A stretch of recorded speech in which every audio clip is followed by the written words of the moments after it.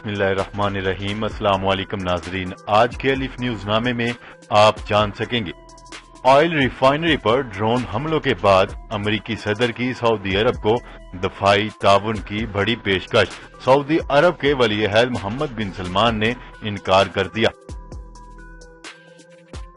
سعودی عرب میں تیل تنصیبات پر حملہ حوثیوں نے نہیں، ایران نے کیا ہے، امریکہ نے بڑا دعویٰ کر دیا۔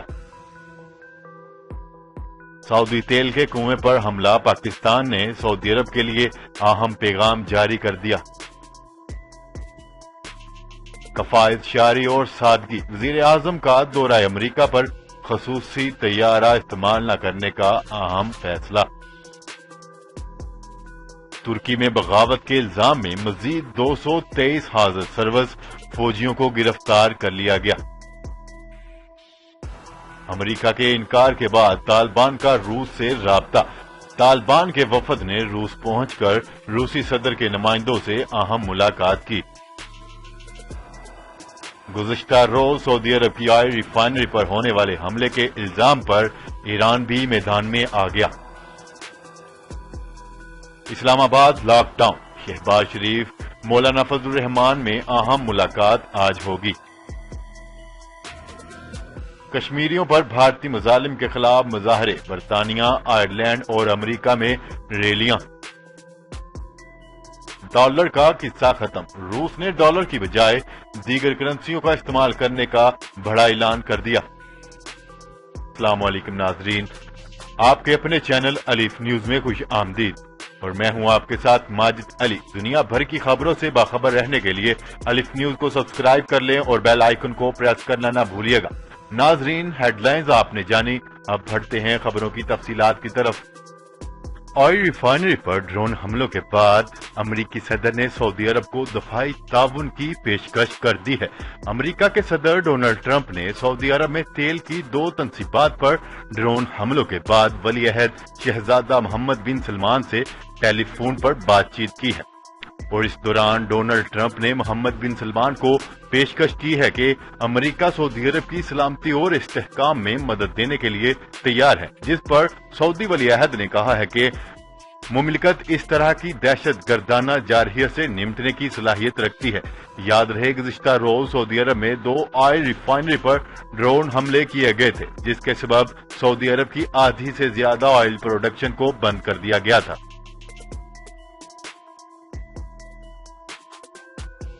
خبر کے اگلے حصے میں بات کرتے ہیں۔ امریکہ نے دعویٰ کیا ہے کہ سعودی عرب میں تیل کی تنصیبات پر ہونے والے حملوں میں براہ راست ایران ملوث ہے۔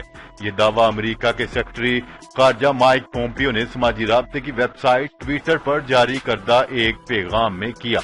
سعودی عرب کی سب سے بڑی آئل ریفائنری ارامکو کی 2 آئل فیلڈز پر ڈرون حملے 2 دن قبل کیے گئے تھے، جس کے باعث ریفائنری میں آگ لگ گئی تھی۔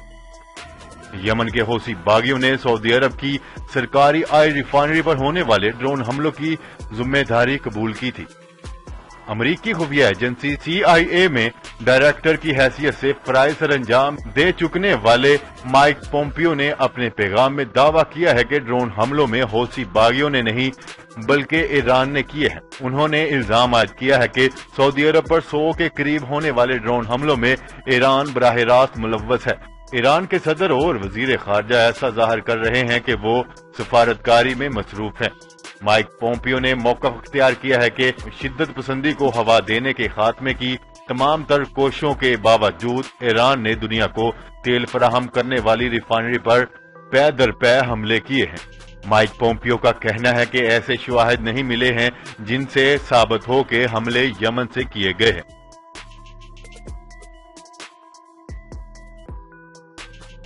خبر کے اگلے حصے میں بات کرتے ہیں۔ پاکستان نے سعودی عرب میں تیل کی تنصیبات پر حملوں کی سخت الفاظ میں مذمت کرتے ہوئے کہا ہے کہ پاکستان ہر طرح کی آزمائش میں سعودی عرب کے ساتھ کھڑا ہے۔ پاکستان کے ترجمان دفتر خارجہ نے سعودی عرب میں پیش آنے والے اس واقعے پر بیان جاری کرتے ہوئے کہا ہے کہ ایسے واقعات سے علاقہ یمن کو خطرات لاحق ہو سکتے ہیں۔ امید کرتے ہیں آئندہ ایسے واقعات نہیں ہوں گے۔ انہوں نے مزید کہا ہے کہ پاکستان خطے میں امن اور سلامتی کے لیے سعودی عرب کے ساتھ کھڑا ہے۔ خبر کے اگلے حصے میں بات کرتے ہیں وزیر اعظم عمران خان نے سادگی کفالتشاری کے رہنما اصولوں پر پابند رہتے ہوئے دورہ امریکہ کے لیے خصوصی طیارہ استعمال نہ کرنے کا ایک بار پھر فیصلہ کر لیا۔ نیوز رپورٹ کے مطابق وزیر اعظم عمران خان نے اس بار بھی کفالتشاری اور سادگی کی مثال قائم کرتے ہوئے نجی پرواز سے امریکہ روانہ ہوں گے۔ اطلاعات کے مطابق وزیر اعظم کے دورہ امریکہ پر ماضی کے مقابلے میں اخراجات کم آئیں گے اور وہ صرف $1,62,000 میں اپنا اہم دورہ مکمل کر کے وطن واپس لوٹیں گے۔ یاد رہے کہ وزیر اعظم عمران خان اہم دورے پر امریکہ روانہ ہوں گے جس کا شیڈیول مرتب کر لیا گیا ہے۔ اس حوالے سے ذرائع کا کہنا ہے کہ عمران خان 21 ستمبر کو واشنگٹن پہنچیں گے جہاں ان کی صدر ڈونلڈ ٹرمپ سے 2 اہم ملاقاتیں بھی ہوں گی۔ وزیر اعظم پاکستان اور امریکی صدر کی پہلی ملاقات ظہرانے اور دوسری ملاقات ہائیٹی پر ہوگی۔ ذرائع کا کہنا ہے کہ وزیر اعظم عمران خان کے دورہ امریکہ کے دوران ملاقاتوں کے شیڈیول پر بھی مشاورت کی گئی۔ UN جنرل اسمبلی سیشن کے دوران پاکستانی اور کشمیری پرچم لہرانے پر بھی غور کیا گیا ہے۔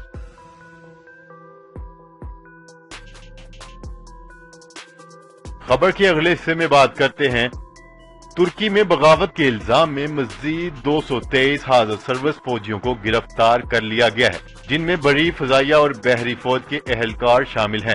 گرفتار ہونے والے فوجی اہلکاروں پر 2016 میں ناکام فوجی بغاوت کے نیٹ ورک انقرہ سے تعلق کا الزام لگایا گیا ہے۔ ترکی کے خبرساں ادارے TRT کے مطابق حکام ملک کے 49 صوبوں اور سائپرس میں ایسے مزید اہلکاروں کی تلاش میں ہیں۔ گرفتار ہونے والے 100 اہلکاروں کا تعلق بحری فوج، 41 کا تعلق فضائیہ جبکہ 32 کا تعلق بحری فوج سے بتایا جا رہا ہے۔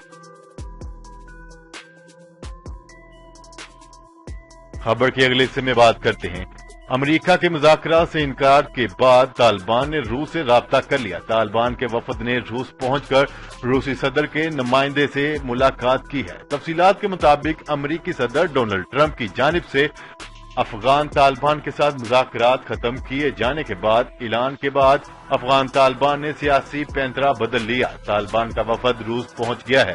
روس کے وزارت خارجہ کے مطابق صدر ولادیمیر پیوٹن کے خصوصی نمائندہ برائے افغانستان زمیر کابلوف نے ماسکو میں طالبان وفد کی میزبانی کی۔ وفد نے روسی صدر کے نمائندہ سے اہم ملاقات کی ہے۔ خبر کے اگلے حصے میں بات کرتے ہیں گزشتہ روز سعودی عرب کی آئل ریفائنری پر ہونے والے حملے کے الزام پر ایران نے شدید رد عمل دے دیا۔ ایرانی وزیر خارجہ جواد ظریف نے کہا ہے کہ پومپیو نے دباؤ ڈالنے کی پالیسی میں ناکامی پر اپنی سمت تبدیل کر لی۔ امریکہ اور اس کے اتحادی یمن میں پھنس کر رہ گئے ہیں کیونکہ امریکہ کا خیال تھا کہ ہتھیاروں کی برتری اسے فوجی فتح دلائے گی۔ ان کا کہنا ہے کہ ایران پر الزام تراشی سے تباہی ختم نہیں ہوگی۔ جنگ کے خاتمے اور مذاکرات کے لیے ایران کی 15 اپریل کی تجویز کو قبول کیا جائے۔ یاد رہے کہ گزشتہ روز سعودی عرب میں 2 آئل ریفائنری پر ڈرون حملے کیے گئے جس کے سبب سعودی عرب کی آدھی سے زیادہ آئل پروڈکشن کو بند کر دیا گیا ہے۔ خبر کے اگلے حصے میں بات کرتے ہیں قومی اسمبلی میں قائد حزب اختلاف شہباز شریف اور جمعیت علماء اسلام فے کے سربراہ مولانا فضل الرحمان کی اہم ملاقات آج ہوگی۔ ترجمان مسلم لیگ نون مریم اورنگزیب کے مطابق آج شام 7 بجے لاہور میں شہباز شریف کی رہائش گاہ پر ہوگی۔ انہوں نے بتایا کہ ملاقات میں ملک کی مجموعی سیاسی صورتحال اور اہم قومی امور پر تبادلہ خیال ہوگا۔ مریم اورنگزیب نے کہا ہے کہ اکتوبر میں مولانا فضل الرحمان کے اسلام آباد کے لاک ڈاؤن کے حوالے سے بھی مشاورت ہوگی۔ انہوں نے کہا ہے کہ مستقبل کی سیاسی حکمت عملی پر بھی مشاورت ہوگی۔ گزشتہ ہفتے مسلم لیگ نون کے رہنما میاں جاوید لطیف نے تصدیق کرتے ہوئے کہا ہے کہ سابق وزیر اعظم نواز شریف نے مولانا فضل الرحمان کو لانگ مارچ کی حمایت کا پیغام پہنچا دیا ہے۔ خبر کے اگلے سے میں بات کرتے ہیں۔ دنیا بھر میں کشمیریوں کے حق اور بھارت کے خلاف مظاہروں کا سلسلہ جاری ہے۔ برطانیہ، آئرلینڈ اور امریکہ میں کشمیری عوام سے اظہار یکجہتی کے لیے ریلیاں اور سیمینار منعقد کیے گئے۔ غیر ملکی خبرساں ادارے کے مطابق امریکہ میں کشمیر ٹو خالصتان ریلی نکالی گئی، جس کا آغاز گردوارے سے ہوا۔ کشمیر اور خالصتان کے جھنڈے لہراتے درجنوں گاڑیوں کا قافلہ ہیوسٹن کی سڑکوں پر رواں دواں رہا۔